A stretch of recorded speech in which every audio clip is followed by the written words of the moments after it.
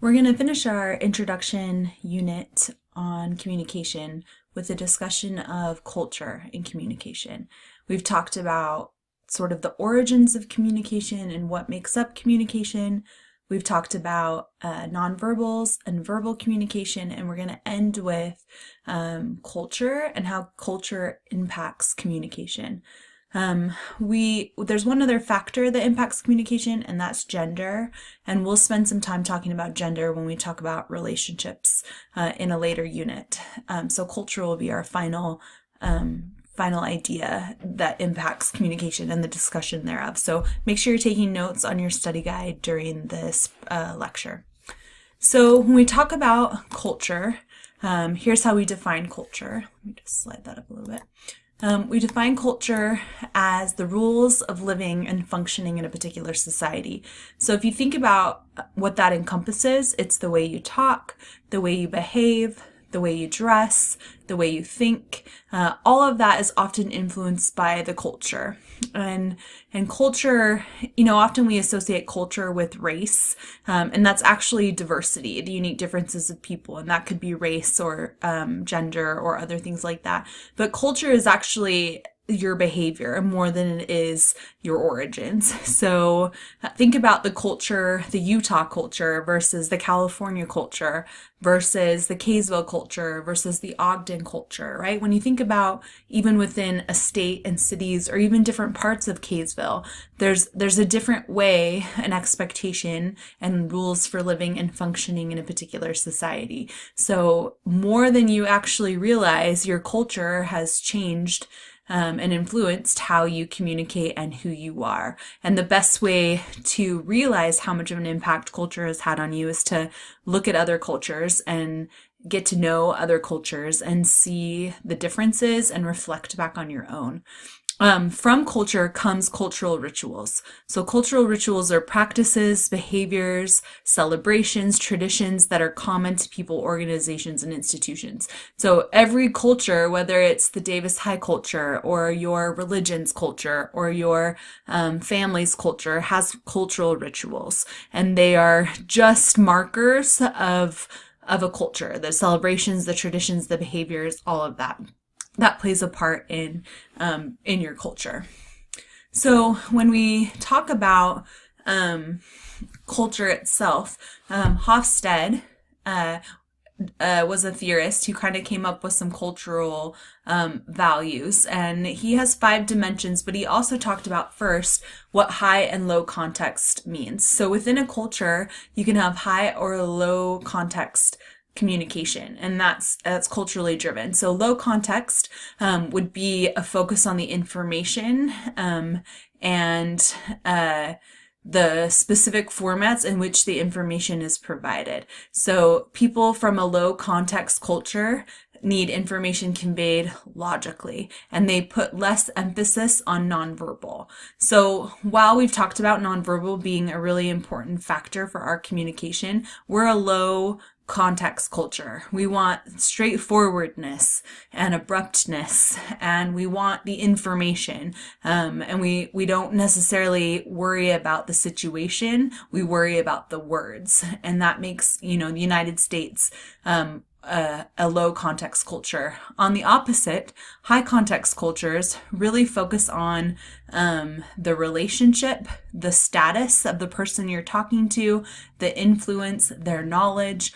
All of those things play a part in the communication. Think about cultures like Japan or other parts of Asia where situations and respect and tradition often guide communication. That's a high context culture. So they're really driven by, think about what contexts are, right? They're different situations that we step into. So the situation drives the communication versus the words itself. So that's important to know when you talk about cultural communication. When we look at Hofstede's 5 dimensions, he believes that these dimensions are developed from very early stages, from your childhood. And he says that there are 5 ways we measure a culture and what they value and how they communicate. And those 5 are power distance, individualism versus collectivism, masculinity versus femininity, uncertainty avoidance, long-term and short-term orientation. So as we talk through these, think about our own culture in the United States or even in Utah, and how we fall. They're more like a linear line, and on one end you have one of the paradigms and the other you have the other, and there's like the sliding scale, and we'll kind of talk about that as we go through each of them. So the first one we're going to talk about is individualism versus collectivism, and that is the degree. Remember, it's a sliding scale, so it can move up or down. The degree to which people in a culture prefer to act as individuals rather than members of a group. And in the United States, we are very individualistic. We place a lot of emphasis on the importance of individuals. We focus on ourselves and our family, and we try and prioritize their well-being and our well-being first, and those guide our decisions and communications. If you're more towards the collectivist scale, your loyalty is to the group and cohesion. So often communist or societies that are organized that way lead more toward the collectivist ideal, whereas more republic governments push individuals towards individualism. So you can see in a culture how that would play a part in the way you communicate when you're prioritizing the group versus the individual. So that's the first power dimension.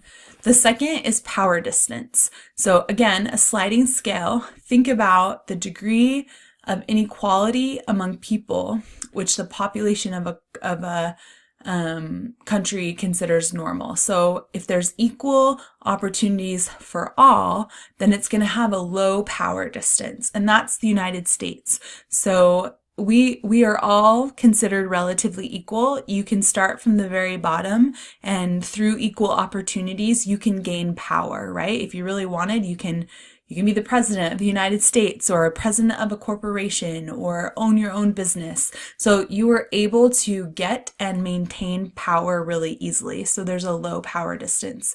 If it's very unequal, societies that had slavery, so the United States a couple hundred years ago, or societies where, like India, that have a very strict caste system, and you're sort of born into your station and you don't have the opportunities or the means to gain power. You have a high power distance. So think about that distance between the person of lowest power and highest power. How easy is it for that person to gain power? And if it's very difficult, they have a high power distance. And that's going to actually control a lot about how you communicate with people of higher power. And we'll actually talk about that in another example later on. But that's in the next dimension.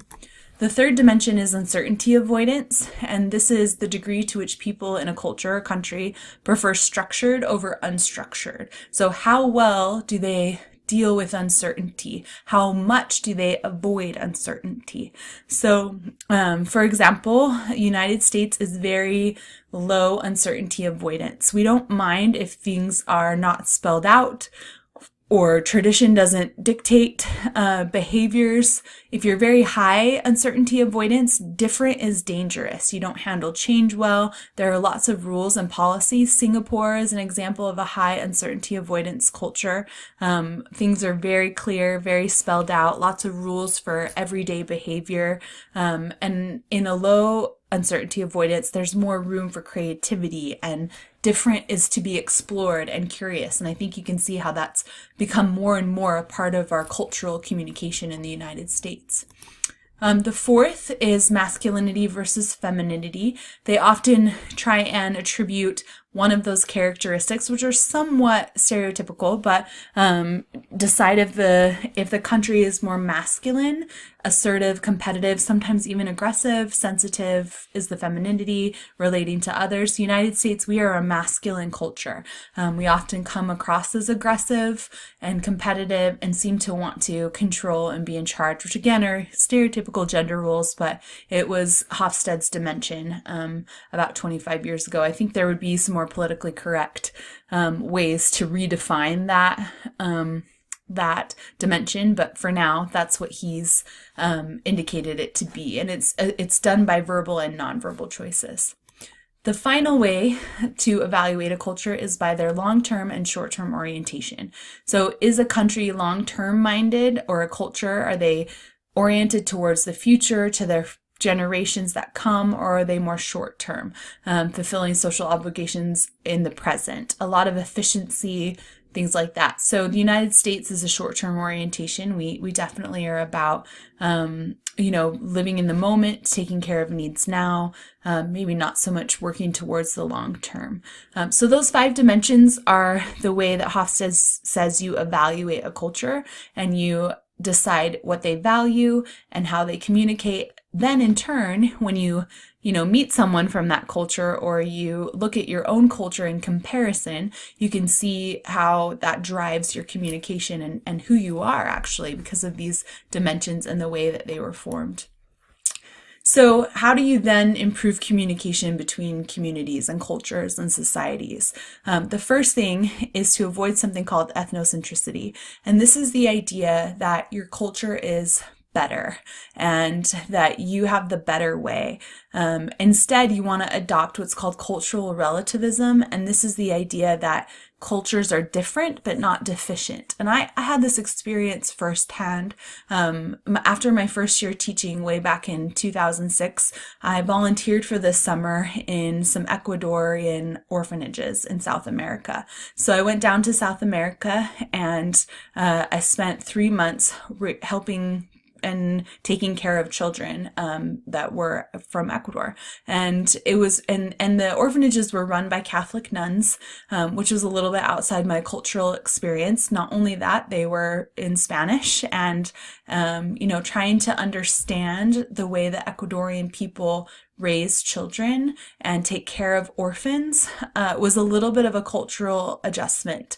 And I found myself often thinking that in my head, we do it a better way, thinking Americans, or, our way is better, or they shouldn't do this because of that. And some of the examples were, they were always really fearful of the kids getting sick, so we often really overdressed them to where they were like little snowmen, and it was only like 50 degrees, and they were just sweating all the time, and the foods that they ate, they didn't give the older kids solid foods, which was really strange because we start giving kids solid foods fairly early on. So just a lot of cultural beliefs that were different than mine. And in one really vivid instant, I remember arriving at the orphanage, and the nuns were undressing the children. They usually had baths every other day, but this day it wasn't in the communal bathroom. There was like this side room that they were bathing the children, and they gave me these rapid instructions in Spanish that I was to bring in the children,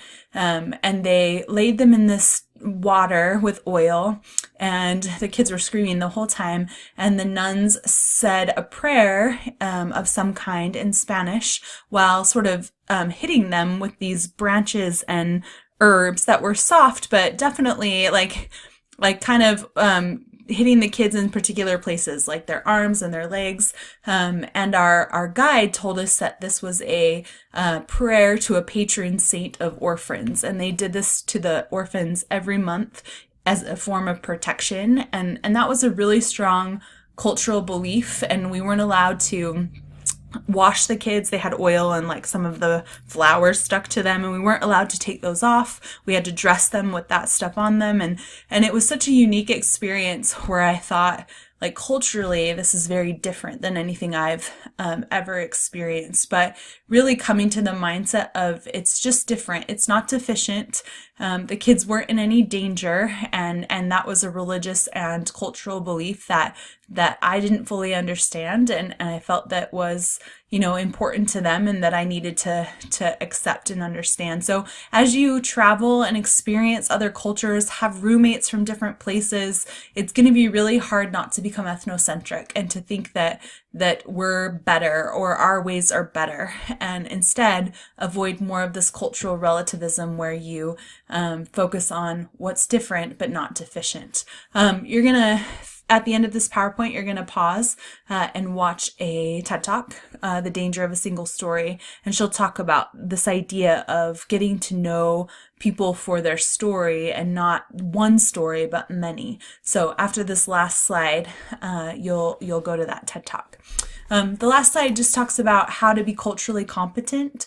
You respect other cultures, you accept people on their own terms.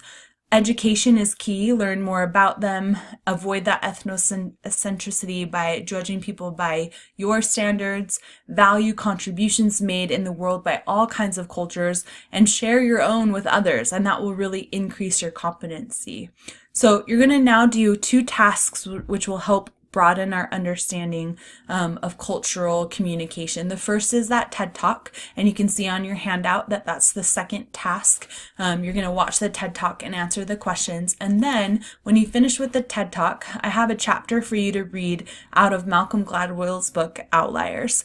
And in this book, he's going to talk about how culture played a huge importance in Korean Air's plane crashes, and the idea that the way that the co-pilot and the pilot weren't communicating because of culture in the cockpit actually led to an increase in accidents in plane and fatalities for this airline. And he's going to talk about how in order to make this airline successful and to save lives, they had to change the way the communication and the cultural communication was happening. So once you finish with the TED Talk, upload your document with the answers to the TED Talk, and then come up to the front of the room and grab a copy of the chapter and the questions that go along with it.